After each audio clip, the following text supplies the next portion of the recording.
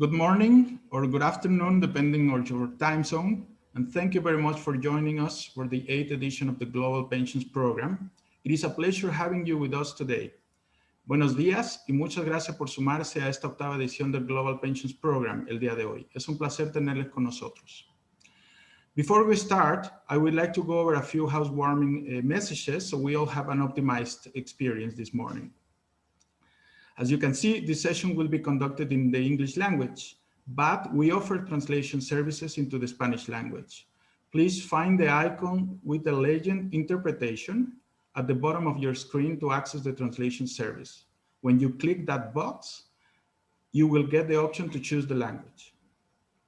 Esta sesión se llevará a cabo en el idioma inglés. Para quienes desean escuchar la interpretación, verán un icono en la parte inferior de sus pantallas que dice Interpretación. Basta oprimir el icono y seleccionar el idioma. Esperaré unos segundos para que quienes desean acceder a la traducción lo hagan ahora, por favor. Please note that during the presentation, your cameras and microphones will be off. Please submit your questions using the questions and answers, the Q&A box, also at the bottom of your screen. My name is Manuel Garcia Huitron. I am part of the pensions team at the Indian American Development Bank. I will be co-moderating this session. My co-moderator will introduce herself in a few moments. However, before we move forward, we would like to know who is in the room with us. So a question will pop up on your screen right now, asking about each of your roles in your countries. Please take a minute to answer.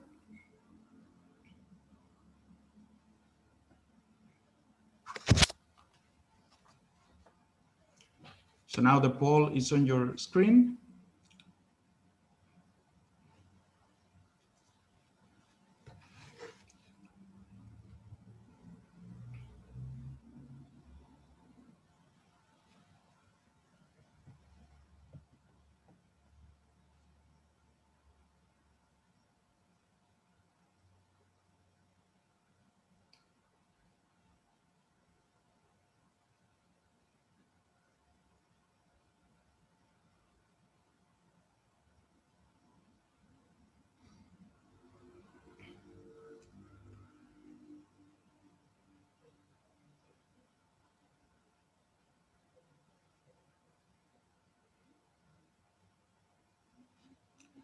There we go. Thank you very much.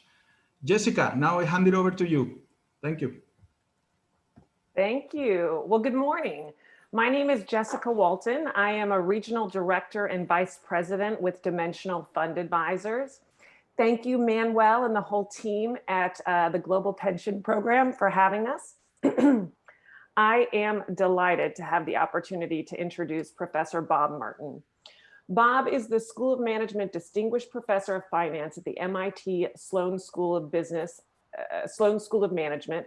He is University Professor Emeritus at Harvard University.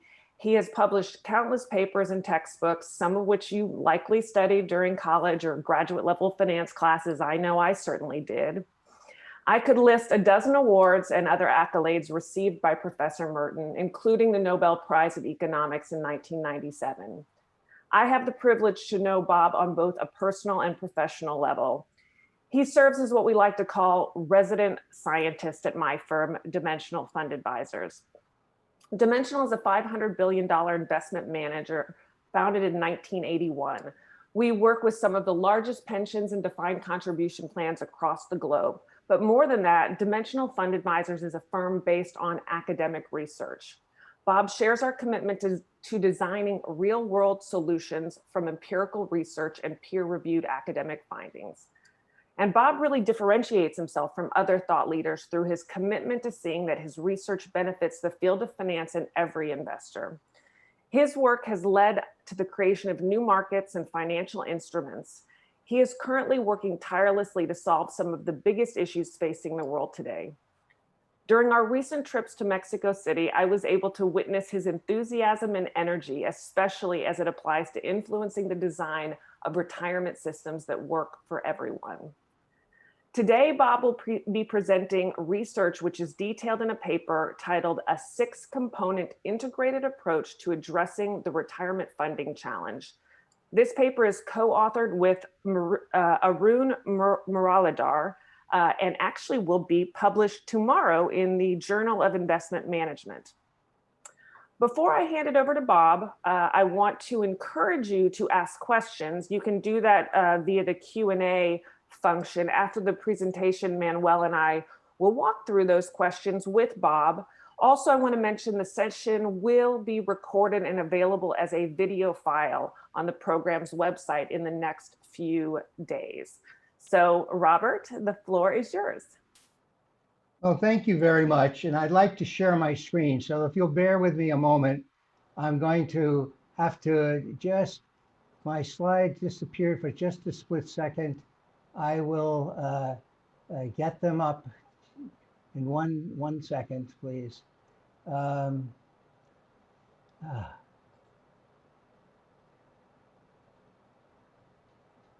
This is embarrassing for me. I think what happened is so I'm just going to, just give me 1 second here.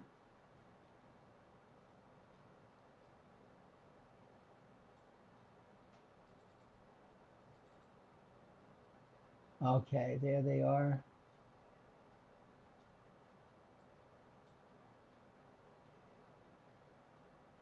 All right.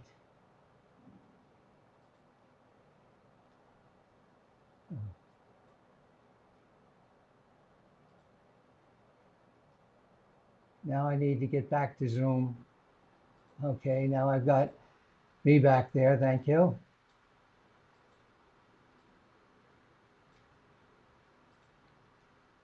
Okay.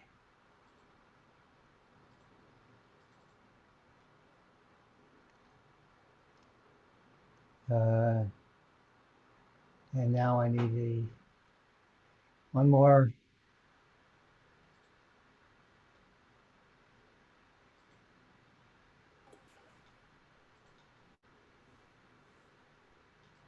It's view share Yeah, screen. I need to get to a full screen. This is what oh, there it is. Okay. Okay, there we are. Good morning, and I apologize to you for my ineptness with Zoom, but I think we all had that experience.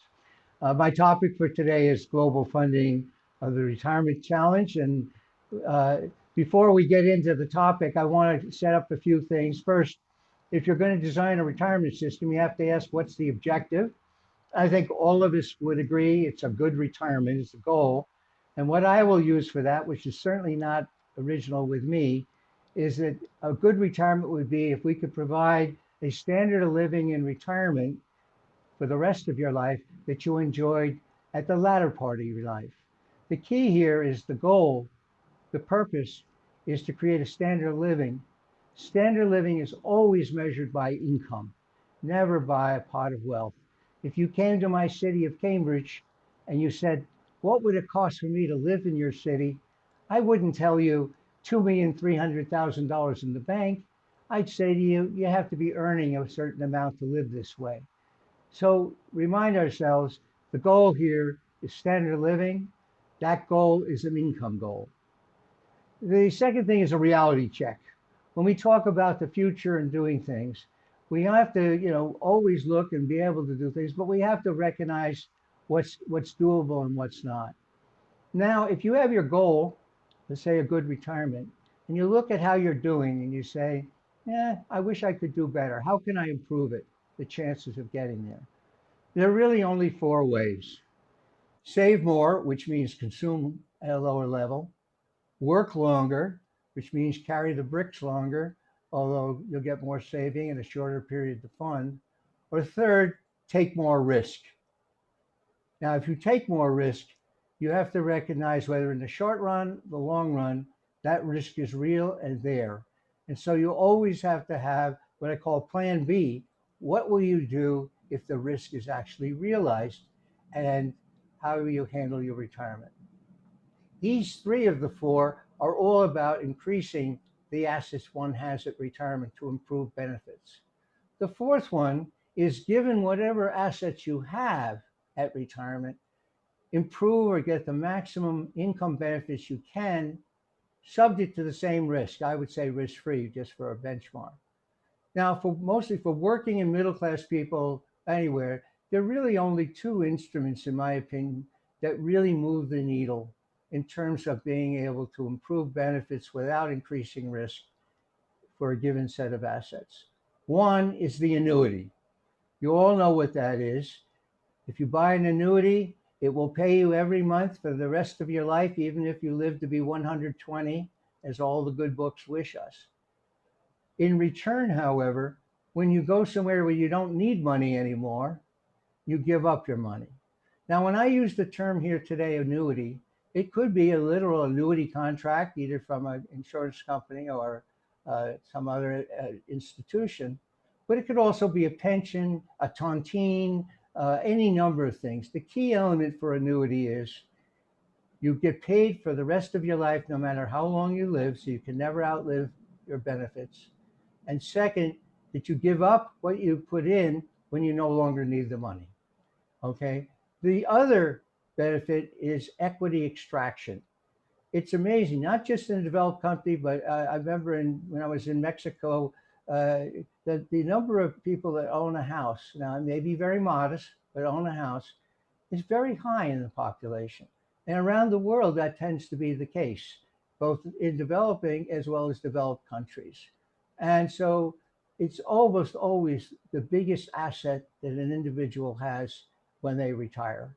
And so the house is, and it is, by the way, a clear annuity to live in when you're in retirement. You need a place to live. But when you no longer need a house, the house will have value. And therefore, the idea is to extract the value that you don't need for retirement and use that to enhance the benefits. These are the only four ways. Anything else, I have to say, is magic. If you have a fifth one, please send it to me. I'd be delighted. Okay. Now, as Jessica said in the introduction, I have 6 components that I think are needed to lead to a sustainable, long-term sustainable funding of retirement. I say here that they're feasible. What I say is everything I say today can be done today, although everything I say about these today may not be done today. So everything here is feasible now or in the next 2 years or whenever. And so that's the sense of feasible. I say an integrated approach. I don't mean this has to be one big monolith that unless you put the whole together, it can't work. That's not practical. Each piece can be done on its own. But my message to you is I believe for the longer term sustainability, we're going to have to use all the elements we can to get the maximum benefits to people with the least risk. So let me start first with one that's familiar everywhere. Sometimes called Pillar 0 or Pillar 1. And that is title of Social Security or defined benefit employer pension plans. We all understand them. In a way, they've been traditionally the gold standard and so forth. And what can I say other than, keep using them when you can, get the best return for risk, make them cost efficient. But it is unrealistic, as we well know around the world, to rely simply on Pillar 01 to fund retirement. It just isn't happening. And indeed, we've moved now to what's Pillar 2, DC plans are the fastest growing area around the world in terms of providing and prevention for retirement benefits. Now, within Pillar 2, there are 3 elements that I think are very important that we need to do, which really aren't fully there now. The first is we should make DC as easy to use as DB. Now, some people won't believe that. They say you can't do it because, of course, DB, you do nothing. And then when you retire, you get your benefits and that's it. But that really can be done, or a very close approximation to it, if you develop the proper tools or instruments and machines to manage it. In particular here, we have, I think, a comprehensive default offering. By default offering, as we know, that means something that you would be put into if you didn't make a choice, or if you don't know what to choose, is what would be recommended you do. And the nature of the default is that basically the member does nothing. They don't make any decisions other than go into default or they're defaulted into it. And by and large, for most people in most of their work life, they're not focused on retirement. They're focused on building careers and so forth. So it makes very good sense. And secondly, to micro design what you want in retirement 20, 30, 40 years before your retirement makes no sense at all. None of us really know what health we'll have, where we'll be, or what we'll be when we retire.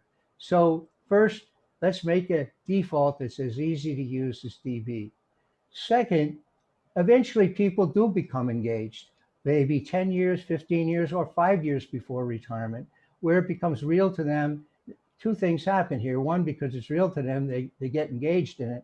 But secondly, when they're close to retirement, they know who they are, what they need. They know their health. They know who they're responsible for. They know who is responsible for them. They have the information necessary to make an intelligent decision. So we want to have a robust design tool for engaged members. But it should only ask meaningful questions and provide meaningful information. And most of all, and this I'm going to emphasize, it should do so without requiring financial knowledge or literacy. I've been in the financial service industry, so I'm not an outsider throwing rocks, for half a century. And so I'm saying this about myself as well. We have not done a good job in this industry in the way we deliver our products when people make choice. We fundamentally do things in a finance way, explain things in a finance way, and then tell our customers, you better get educated and figure out under finance. You should understand compound interest or risk return or whatever. Now, that's not the pattern that's used in most large consumer areas. Let me give you two quick examples. Automobiles. If you were to get into a 1955 Ford car, that's 65 years old, it has a steering wheel. When you touch the accelerator, it's where it is in your car right now. And when you push the accelerator, it has a certain feel and so forth. If you got into a 2020 Ford, it's exactly the same in the sense that it has a steering wheel, it has an accelerator, and actually when you push the accelerator, it feels exactly the same as in that 1955 Ford. That's not an accident. They designed it so that we, when we get into a car, don't have to read a manual or take a class or have an advisor. We can get into a car and by and large just drive it because they make the pieces based on what we know how to do. We know how to drive with a steering wheel, with an accelerator where it is and so forth. So they keep it that way. Of course, the rest of it is completely different. But the point being made here, you could rent a car, you've never driven that brand before and drive it. So that's one example. Another one which we're all familiar with is consumer electronics. If you get a cell phone, if you're selling a cell phone, if the customer has to look it up in the manual in order to use it, you're in trouble. The manual now generally is just on the web for when the thing isn't working or something, or where to get repairs. The idea is you open the box and you ought to be able to do it based on what the customer knows.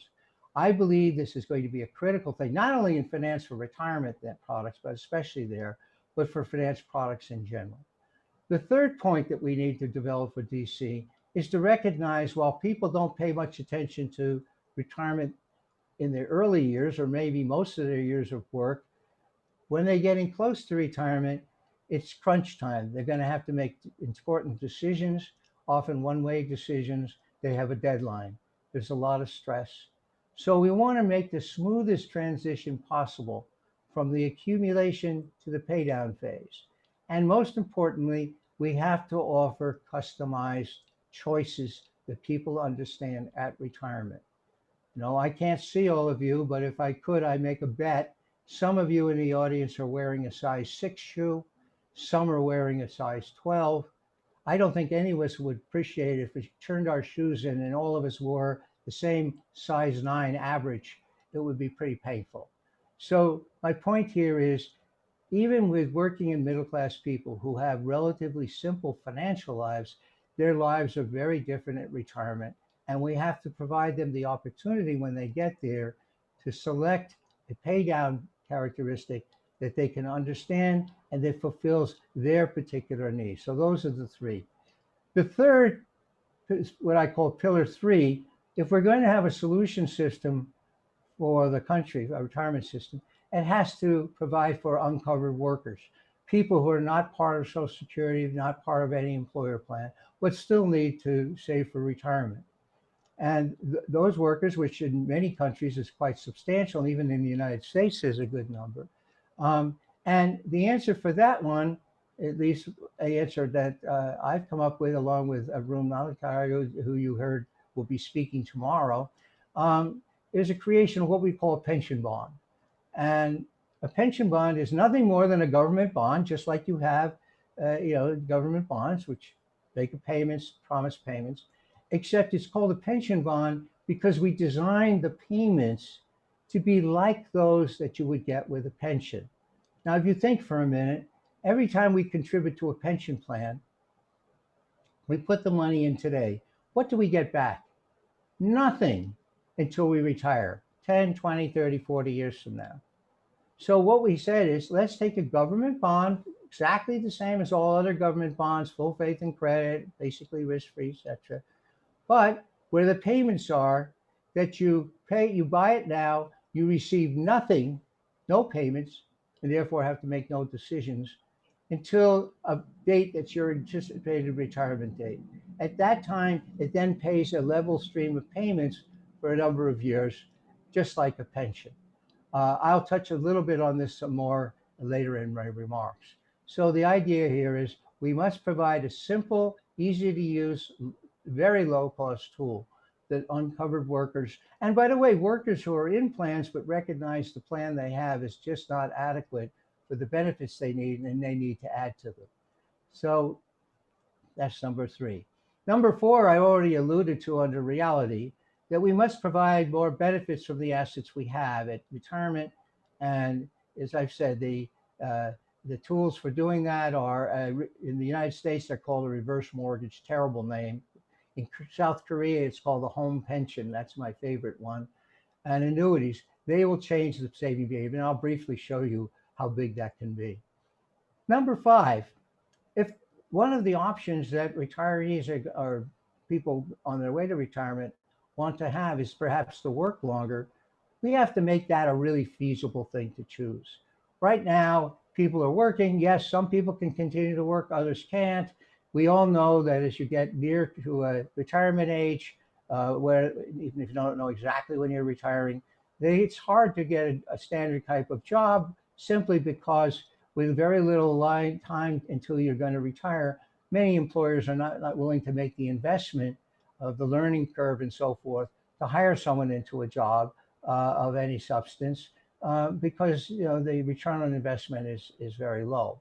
And similarly, the retiree to be doesn't want to spend 2 years learning about a job that they're only going to have for 3 or 4 or 5 years. So what we need to do is to develop a systematically organized, what I call retirement-friendly structure for jobs. And I don't mean here make work jobs or welfare type jobs. I'm talking about real jobs. And we have contract employees, and it should be organized both public and private sector, where we design special jobs to take the comparative advantage of seniors. Sure, seniors can't do everything a 30 or 40-year younger person can do in terms of physical and other elements, but seniors have comparative advantages, among which is they're not trying to build a career, okay? So but they also have a lot of experience. And I would say maybe that's because where I am in life, I think they're a little calmer than maybe the younger people. But in any case, design jobs for people who are seniors to take advantage of their comparative advantage, minimal training, and have those available so that people who are thinking of retirement can say, yeah, there's a system out there where we can get this kind of job. And what I have in mind here, for example, just as quick examples, and this applies anywhere in the world, that seniors might be very good to look after very, very young children. Obviously, they can't run around with them as easily or so forth. But when children are very, very young and their parents are working, to have someone that looks after them and many have a lot of experience with children, as I mentioned before, maybe a bit calmer, more focused, not thinking about a whole bunch of other things. Another, which I've seen in several countries, is where, if you go out and you plant flowers in the park, Again, not a make work job, but something to beautify and make our surroundings better, something I certainly love to have in my home city here in Cambridge. And people are very good at that, at doing that. And if people have specialized training, such as engineering, let's bring them into the schools, not to be just regular teachers, but to interact and work with the students to improve the experience for students and take advantage of their long experience. So I think you get the spirit of this. The idea is to create a systematic approach for jobs that were designed for seniors in power of advantage and make it available. And then beyond the cash flow it provides, it also has the psychological benefit of allowing for a smoother taper from full-time work to full-time retirement. And finally, we'll make our labor force much more productive. My last point, sixth point, is restructure the system as a broader life cycle crisis system. This, of course, is motivated by the experiences, sadly, we've had with COVID-19. Suddenly, overnight, people's incomes disappear, they can't work, and so forth. And most people, we think, at least I think most of us subscribe to the principle of sort of life cycle approach. People prefer to have consumption smoothing. They don't want to live on dog food while they're working. They live on crystal, dine on crystal when they retire, or vice versa. So people tend to want to have a consumed consumption. So when you have a big shock like COVID that sucks, obviously makes you poor, but also drives your income and therefore potentially your consumption down. If you're 40 or 50, so you have a materials accumulation and so forth, if you've been accumulating for a higher level of consumption in retirement to match how you've been living, and now you have a downgrade, okay, it makes sense to rebalance. If you were planning on 100, now if it's declined to 80, if you stay the same, instead of 80 while you work and 100 when you retire, rebalance it to 90. That means we ought to be prepared in some cases to use the retirement system to actually draw down. We can borrow against it, but we can actually draw down and recognize that consumption smoothing says we need to restructure the goals when these kinds of shocks happen. It's a very efficient system for delivering benefits.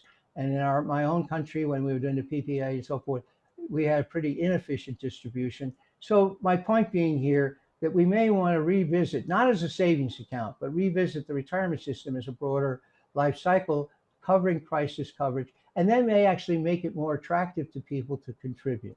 So those are my six.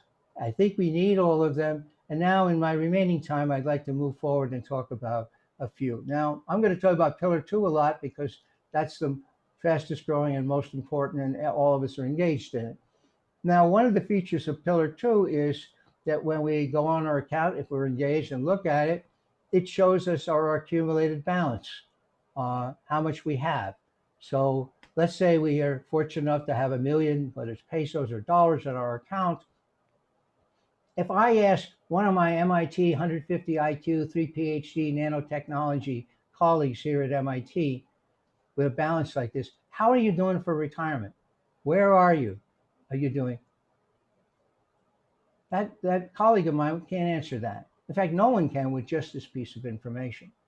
Why is that? Because, of course, income is what matters for benefits. And 15 years ago in my country, the 10-year note would yield 5% or $50,000 a year income on $1 million. Today, that bond in the United States is at 67 basis points. That's $6,700 income. Same balance, 87% less income.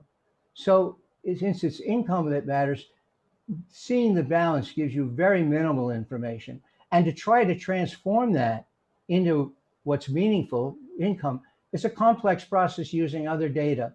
And even some financial professionals, if they had the data, would not find that easy. Now contrast that if we were to show people when they looked at their account, how much income they could buy in retirement based on their accumulation. So they get a number, in this case, $55,000 a year.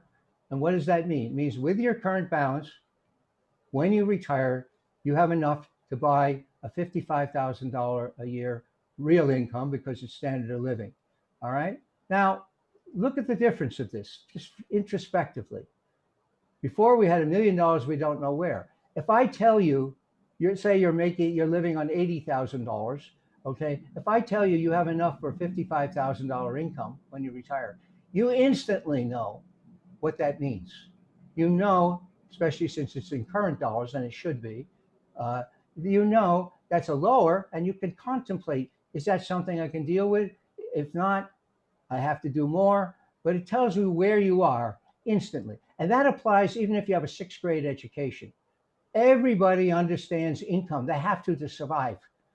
We get income from whatever source, and we have to allocate it and use it, and we know what we can do with it and what we can't do with it. So just showing them the income does two things. One, it gives them better information to understand immediately, and it meets what I said before about products.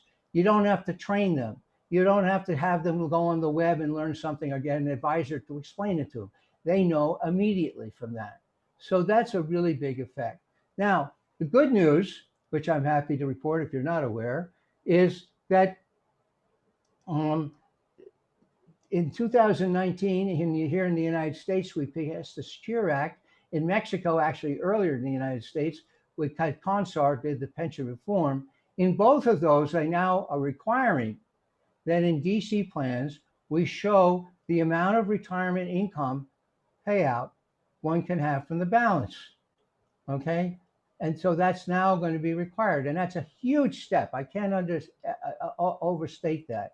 And I have an example here in pesos, for example, using the Mexican inflation index bond yields. But the key is here, two pieces are important. When you show them that income, like the 55,000, or as I will show you here with the different age people with different accumulations, when you show them the income, it should be in current dollars or current pesos. Why? So that they can relate to it. Telling me I get $55,000 a year 30 years from now, in 30 years from now, money, when a cup of coffee might be $20, is not very useful. So show it to them in current dollars. They'll understand it, what it means in terms of standard of living. Now, if you look here, this is a snapshot using actually the Mexican curve, the market curve, for different ages. A 30-year-old with an accumulation of 30,000, and then the monthly income from that, based on market prices, when they retire, that's for the 30-year-old, that's 30 years from now, is $353 a month. Similarly for a 40-year-old. Now you see there are two 50 years old there. Let me explain those so you can see. The left side 50-year-old, that's using actual reality of market prices. 150,000 pesos would produce at retirement in 10 years a 950 peso a month pension, or if you like, annuity or income. Suppose, however, we did a hypothetical and said, what if interest rates were 1% higher? So this is a hypothetical. And by the way, to make my point, let's suppose instead of having 150,000, they only had 140,000. That's the right-hand side in the box. Notice, even though the accumulation is smaller, 140 versus 150, because of the higher interest rate, as you look upwards, the monthly benefit goes from 950 on the left to over 1,000, 10% higher income.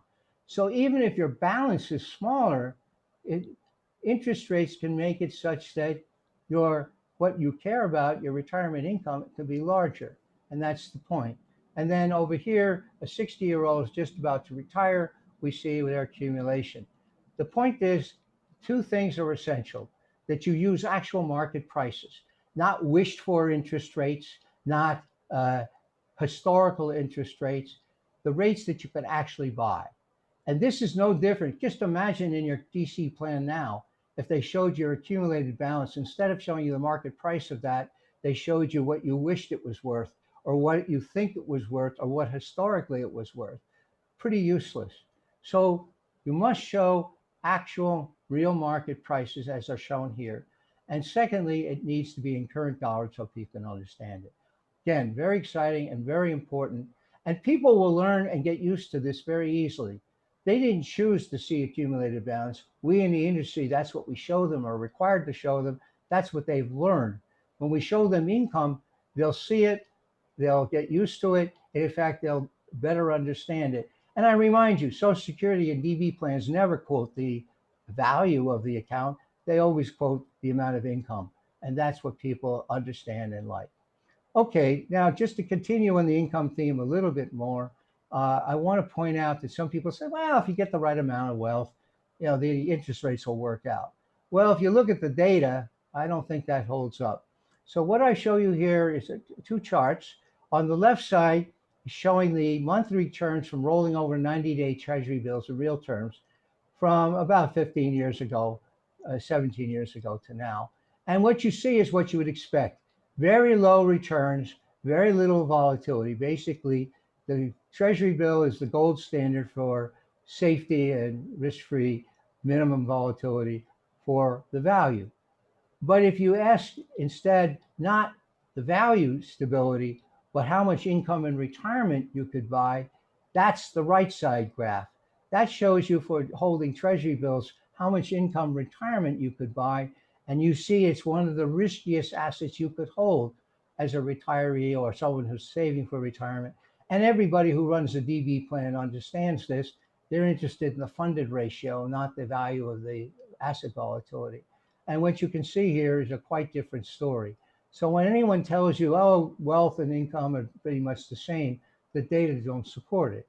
The flip side of that, as I've shown you in this picture, is imagine that we put an account into, say, inflation protected bonds, matched duration or matched payments to buy an annuity or for payments in retirement. And if it were exactly matched, there'd be no income risk for retirement. On the left side, this is what it looks like when we look at the value of those bonds in the United States over this period. Why were they so volatile? They're US full faith and credit. They're going to pay the income, absolutely. But because of changing interest rate and their long duration, they have a huge amount of price volatility. As you can see on the left side, extraordinary amount of volatility there. On the other hand, when you look at it in the metric that matters, income, if you've completely immunized the portfolio, you have no income risk at all. It's just a flat line on the right side. So what's the message? Use the correct asset to measure risk and volatility. If you measure risk wrong, you'll never be able to manage it right. And indeed, this has had already some bad effects. And I could tell you that story maybe during the Q&A, but let me move on. So message is, this is very exciting to switch to income, and it'll be very important. I mentioned now on pillar 3, the uncovered workers, so-called pension bonds. The name of the bond that we designed, Arun and I, we call them selfies. And again, you can hear about them for a whole presentation tomorrow, so I won't belabor it. But I do want to use it to make a point. And I already mentioned that if you look at the, let's say someone who's going to retire in 2058, then they put their money in now and they don't get anything. This is a picture of the pattern of returns that they, payouts they get from a selfie. As you can see, no payments until 2058, and then a level set of payments, let's say for 20 or so years in retirement. Just exactly the pattern you get in a pension. Now, someone will say, oh, yeah, that's nice, nice fringe. But, we can hold 30-year tips, long-dated U.S. Treasuries, inflation protected, and we'll get approximately there. I want to show you the difference. Remember, this is for uncovered workers for themselves.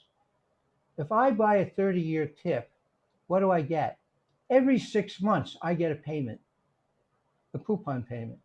I've got to do something about it. Reinvest it. I got to go somewhere to get it done, spend time on it. The transaction cost, particularly in small amounts, is going to be quite high, and et cetera, et cetera.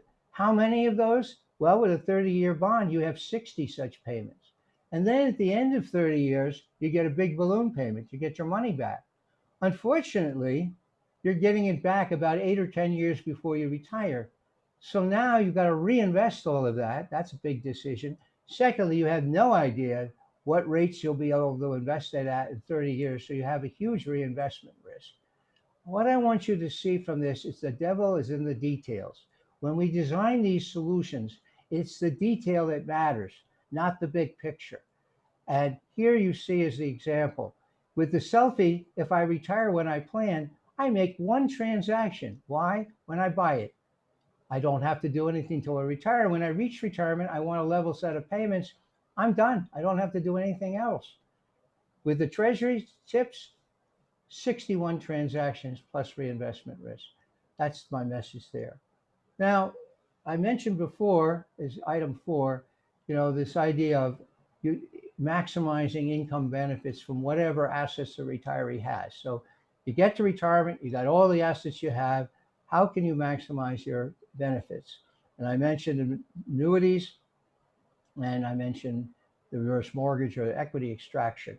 And I just want to show you some numbers to see why this is so important and why I'm very excited about it. And why I believe, by the way, almost every country eventually is going to have to develop these markets very well. I should say is at the bottom of the page, don't confuse a badly designed, expensive annuity with whether you like annuities or not. Nobody likes a bad design product. If you had a car that only starts 1 and 4 times, you're going to go pretty angry about it. Don't confuse a bad design with the product isn't a good one to have. Annuities people love, pensions people love. They're just nothing but annuities, okay? And the same thing with equity extractions. They're not the most efficient today, but we can make them a lot better. And we should be motivated in the industry and for people to do so, the government, because, as I'm going to show you now using US numbers, I picked the 50th percentile income person, 65, with a 50,000 a year income and a retirement goal of 36,000 and 72% replacement ratio. You can use any numbers. These are just concrete. Who has 165,000 in their DC account, and they have a $300,000 house, and so forth. Now, if they take their Social Security, which they're entitled to, that's given in this case a little under $19,000, and they live on the bond interest because, of course, they don't know how long they're going to live, so they can't spend principal without taking the risk that they may outlive their income, they would reach 60% of their goal. That's the standard solution. If instead they took the money that they had in bonds and bought a life annuity, okay, then because they're willing to give up their money when they don't need it anymore, then for the rest of their life, no matter how long they live, so they don't have to worry about outliving it, they can get a higher amount, the so-called mortality dividend. And that raises it from 60 to 77% of goal, just by changing to an annuity. Now, if they do a reverse mortgage, and I use the terms under the US government standards to produce the number, not to say that's a good one, but that's what it is, they would be able to have enough money if they took it and now repurchased more annuities for the rest of their life. They would increase their income, and lo and behold, the income from Social Security, from purchase of DC annuity and purchase of annuity from the reverse mortgage, they get to 100%, from 60 to 100.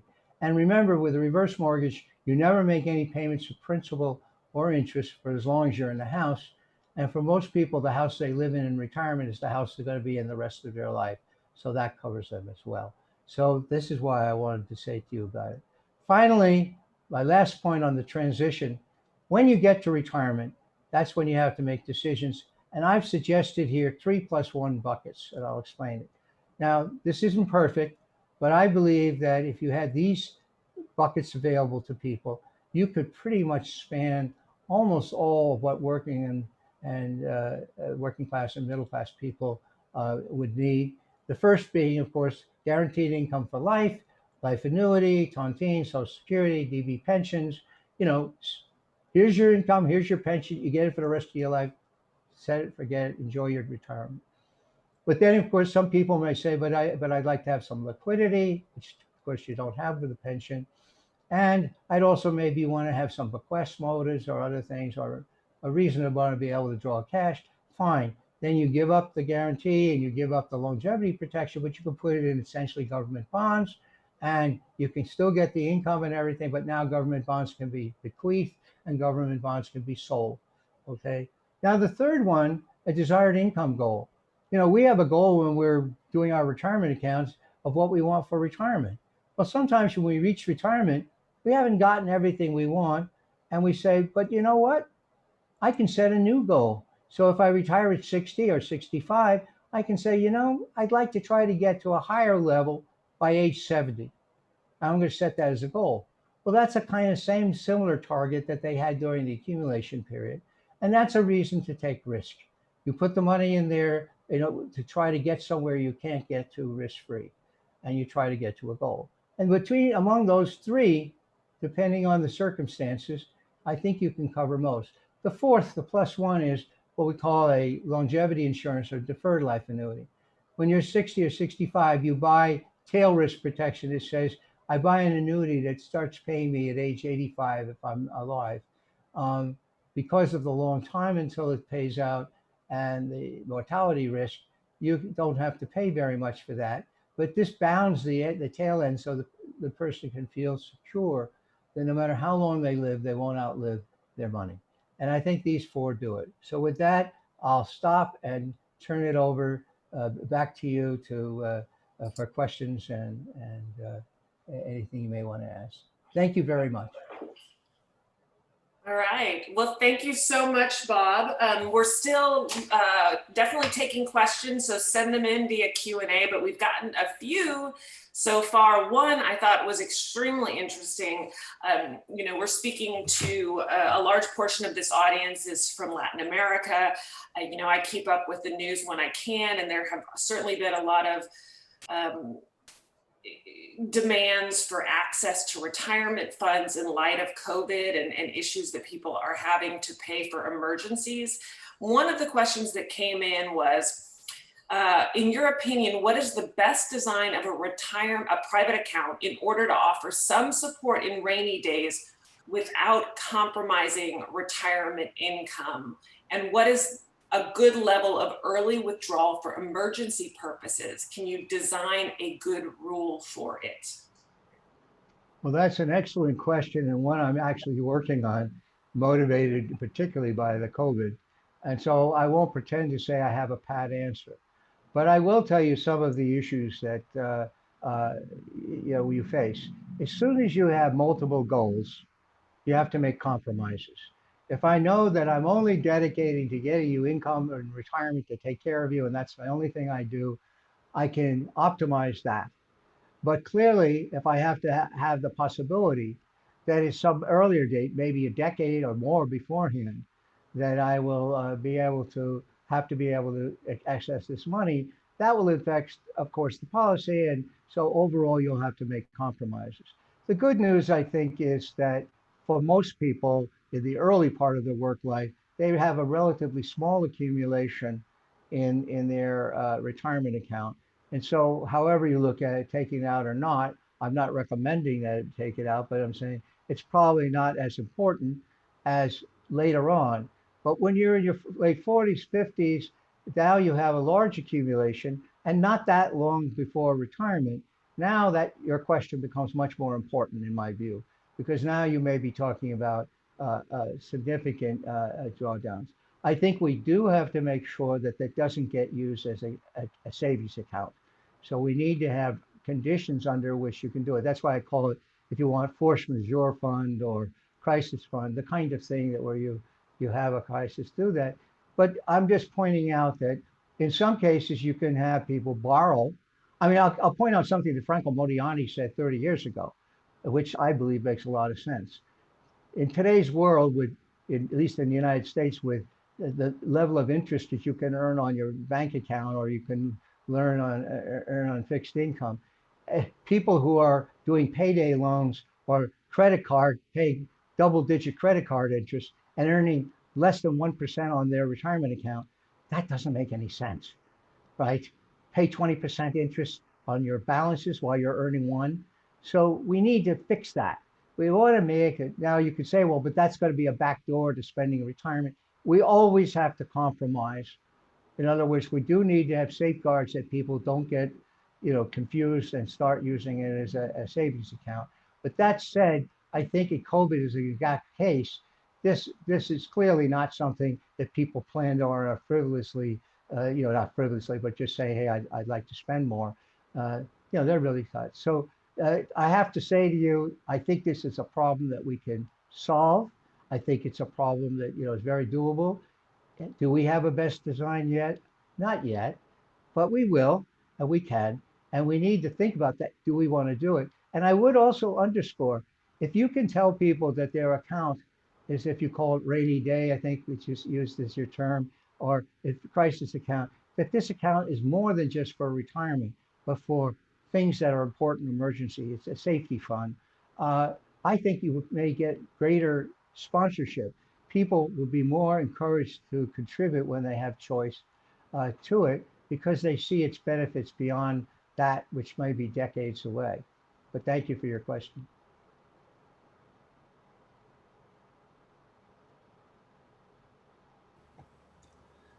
Thank you very much, Professor, for that presentation. You emphasized through your presentation the importance of having a clear objective and communicating what matters to Yeah. affiliates. Can you dig more in depth on how would you go about setting that objective? For instance, whether it should be set at the individual level or at the cohort level or even at the aggregate level. I think that would be very important for, particularly for the regulators and policymakers in the audience. Well, I'll talk about innovation. I'll quickly say that I'll answer your question. Don't drive looking in the rearview mirror, the past. Look forward.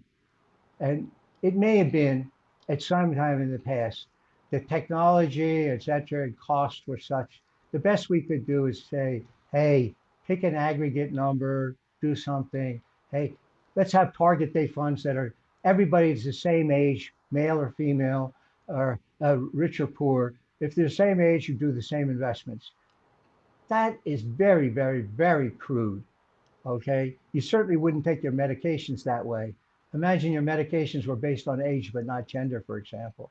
I mean, so the point being that we with technology today, and we've done that. I mean, what I'm describing to has been done. This is not a hypothetical. You can extract information that you need about people. I don't mean in any improper way, but you can extract all kinds of information about people, about what they earn, etc., which is to help set a goal because obviously you're trying to balance your standard of living. What you're living on now influences what your target is for retirement. And as that changes, both change. So you can extract that information without even talking to people. So you can do a default where the person does nothing, not required to fill out any forms, give any decisions, nothing, where you can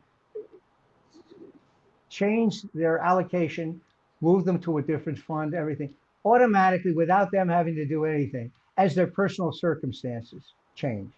So, I mean, someone who gets a big boost in salary that didn't depend on permanent salary, that's the good news. They're going to live at a higher standard of living. What's the bad news? They're going to have to catch up their saving for retirement to live at that higher level in retirement, and vice versa if things go badly. So we can, with smart DC, and smart collecting of information and inferential, we can do dynamic adjustments for every individual if you want at a low cost without even asking them a single question. That's what's feasible. And how you transit to that, that's what we'll do.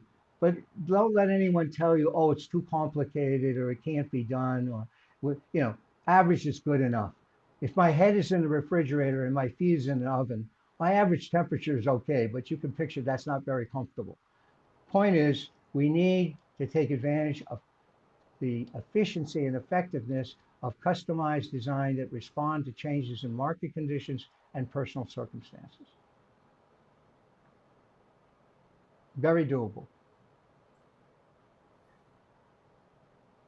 Okay, Bob, I have another question for you. I'm going to try to say it as clearly as I can. I think I understand what they're asking, but so let's say you have a 35-year-old participant who, early on in their saving career, and they are receiving a statement with their income balance. So their income. So they can see what their balance would provide in income in the future.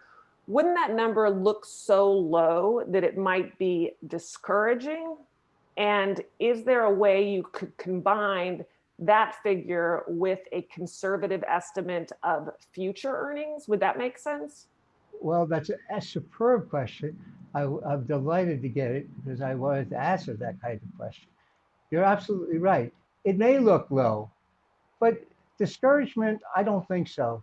I mean, you can't say for everybody, But that's not an excuse not to show it to them, because what it's teaching them also is, the good news, how much you're worth economically as a machine is to replace your income takes a lot of money. And so that's the good news. You're worth a lot, even if you earn a modest income.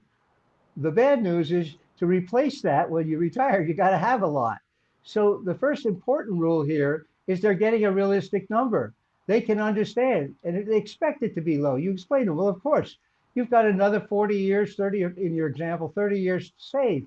So you're going to have to keep contributing. If you think at 35, you've got enough accumulated so you don't have to save anymore, that's one. Number two, going to your point you made, you'd like to combine that with the other sources of retirement dedicated income. I don't mean projections of rates of return, and if we make 30% a year on our stock portfolio, we'll be fine. But I'm talking about just looking at the things we have. So, for example, if you have Social Security, that you can use based on what your accumulated units are, you can get the income from that. And that can be provided, there are a variety of ways to do that mechanically. They don't have to do that. What else? If they happen to have a DB plan, some people do, or older, or maybe some countries still have DB plans as part, again, that's also income. Right now, I look at my Social Security, I look at my DB plan, I can't combine it with my DC plan because my DC plan just shows me the money. I can't add that. If it showed me income, I could take that balance, take my DC balance, add it to what my Social Security, add my DB. So that would give you a better, more comprehensive, more meaningful number. The fourth point in answer is the 35-year-old, absolutely. We should show, I would like to show, an estimate. I don't say we do this in a DC account, but we ought to provide to people in some fashion, maybe with the DC account, that they're going to be contributing for another 30 years. So if they're contributing, let's say 4% a year, using market interest rates, not taking risk and estimating expected returns and volatility and all that, that's too complicated and too arbitrary. But we could answer the question is, if I keep contributing, 3 or 5%, whatever the number is, 10% each year for the next 32 years, and at today's prices and bonds, what's the amount of income from future contributions? That's an asset. It's an asset just like your DC account's an asset, your future contributions. Then that income number you could add, that would give you the most comprehensive number. How you show this and so forth is important in terms of delivery, but there's no problem in making this clear to people. And I want to underscore, you're always showing them income. And again, people understand income in terms of where they are and what it means, even without any formal education. So I just want to say that's overwhelming. And there's a couple of people who get depressed. I'm sorry, but that's reality. And the other side we have to worry about is showing people projections of stock returns and everything. And if it all works out right, they'll have a lot. Or showing them no projections at all, and they see more money in their retirement account than they've ever had accumulated in any place in their life, and they think they're rich. I think if you do the balance, you'll discover that worrying about people getting depressed, I don't think is going to be a real factor. Thank you. We do have a couple of questions that could be packed together. One of them is, how would you rate countries based on the 6-pillar approach? That's one. And probably related to that, there is another one that says, would you recommend a country to have a pension system only based on individual retirement accounts or a mix? What was the second part? Just repeat. Would you recommend a country to have a pension system only based on individual accounts, or would you recommend a mix? All right, let me answer in reverse. I'm a believer in a customization, that what's good for one country works perfectly in one country is not the right design for another. There's no reason to just go and copy some other countries. Learn from other countries, absolutely.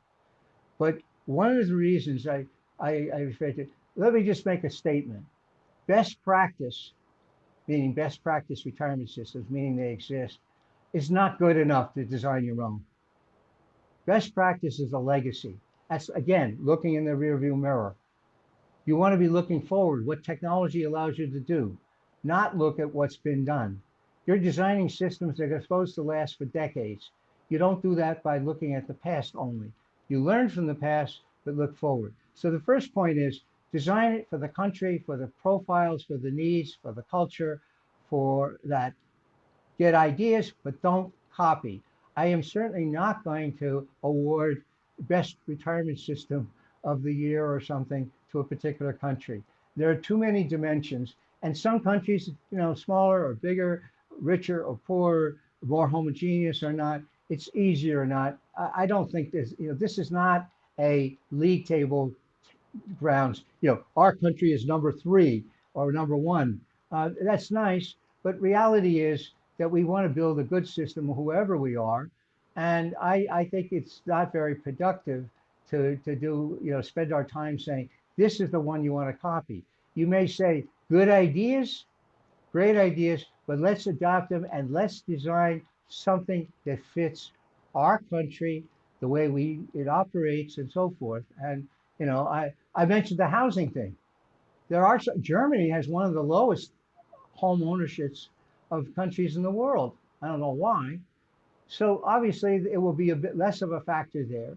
There are other countries that do have very little house ownerships, but that doesn't mean for countries that do have lots, Mexico, for example, I believe Colombia, there are a number of countries that when you look at them, actually home ownership of some sort is really very high. They absolutely should be looking at developing a good version of these. And I've already indicated, again, the problem of looking at the past. Don't confuse a poorly executed pattern of a good product as not being a good product. Design it right, fix it. Don't eliminate it because it's a lousy product. Okay, that's a big mistake.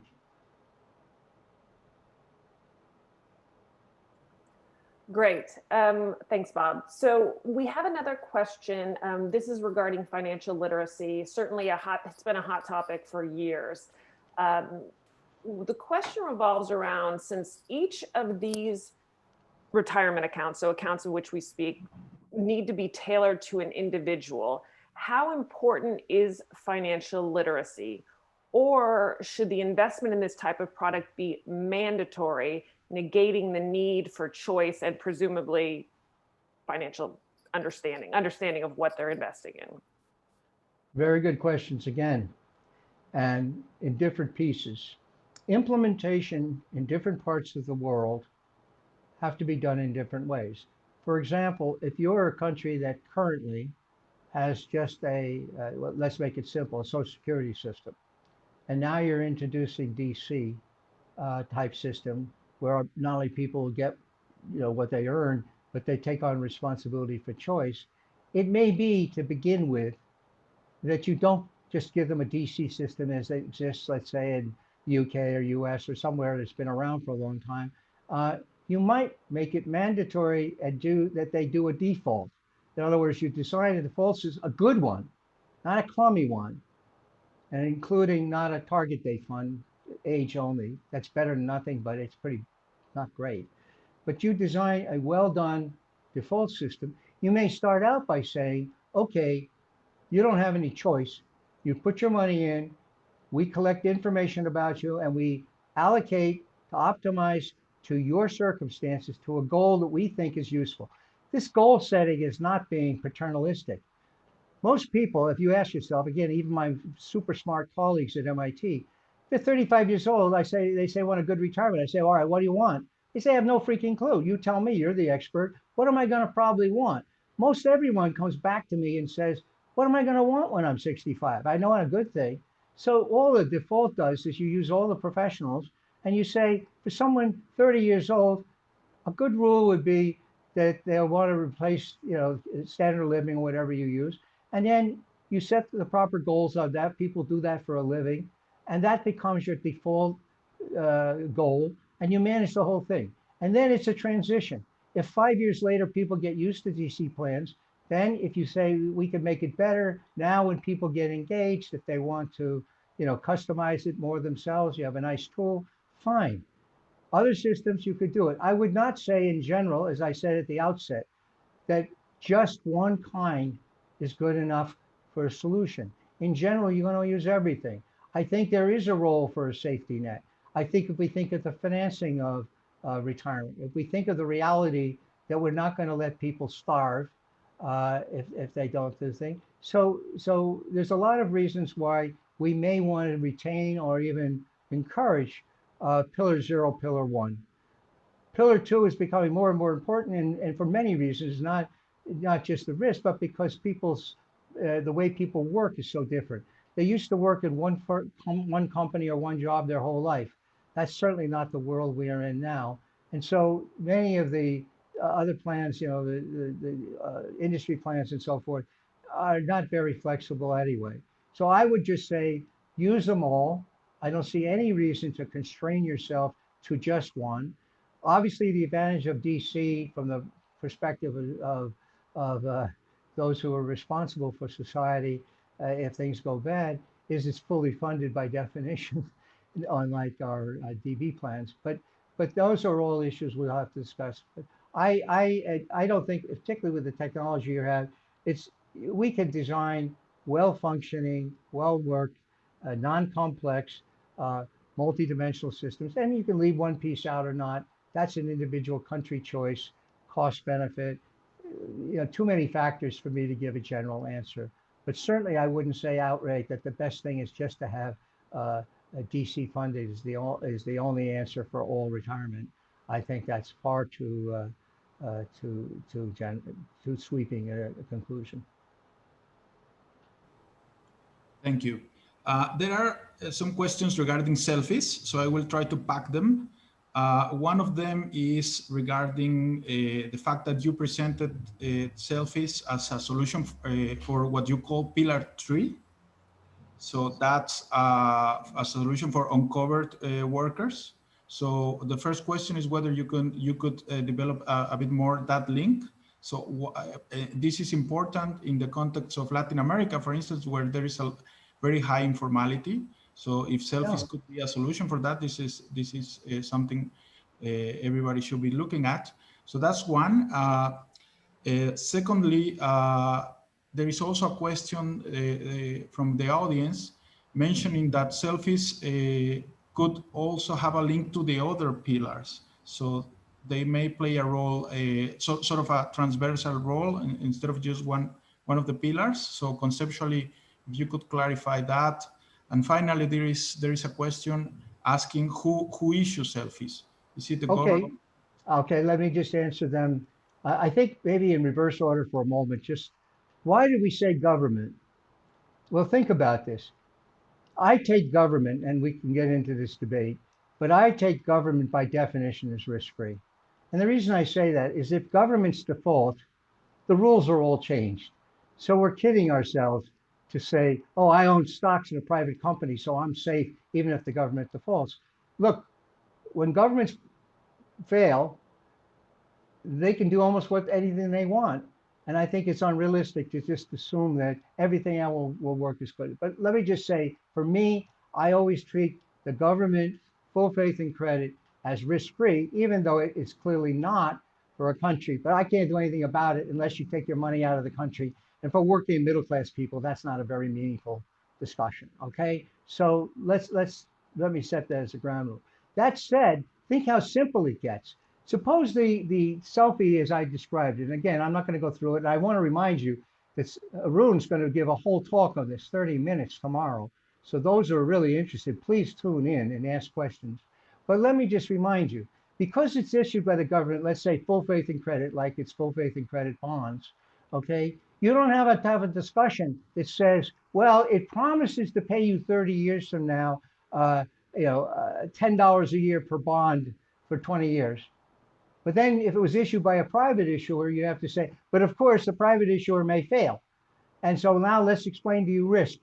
You're dead with that. I mean, you're going to explain to people who are trying to understand this all about credit risk. So the reason we think it's government is not because it's a just knee-jerk reaction.